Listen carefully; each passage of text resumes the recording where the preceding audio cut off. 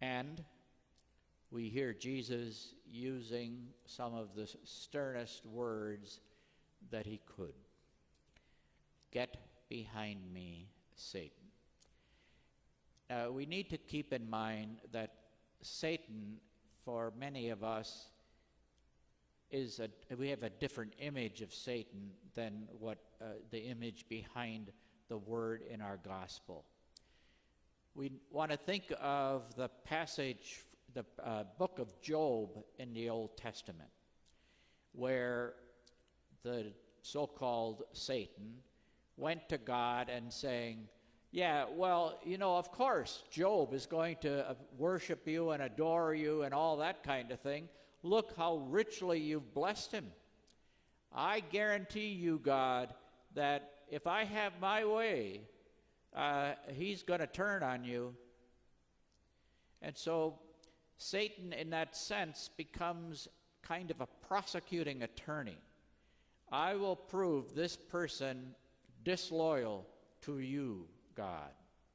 And so what Jesus is saying to Peter is, you are being disloyal. You're not getting it. You're trying to argue the case when there is none. You're on the wrong track. And when Jesus said, get behind me, again, the Greek is rather complex with those three words. One of the meanings it can have is, Peter, recognize that you are still a follower. And as a follower, you are to be behind me. You are not to tell me how to be, what to do, what to think, what to say. So it might ease off a little of the harshness, not because we want to do that, but to understand what's really behind the words that Jesus is saying.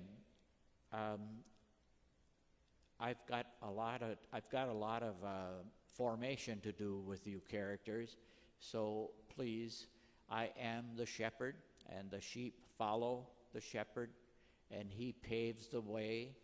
And part of my paving the way is that if you are going to take on this mission, then be aware that you may also then end up suffering and perhaps being put to a very cruel death. And an obstacle, again, the word can have the meaning that it's a stumbling block. So, upon this rock I will build my church. And so instead of being a building block, Peter turned into a stumbling block. Don't put that kind of obstacle in my way. I know what my path is. Don't try to trip me up. And of course, you are thinking not as God does, but as human beings do, which is, if I see pain coming, I'm going to do my best to avoid it. That only makes common sense, right? But if that awareness of pain has to do with changing our values, changing our convictions, changing our behavior, then we truly are thinking as human beings do and not as God does, which means, and Jesus, of course, is the living embodiment of God.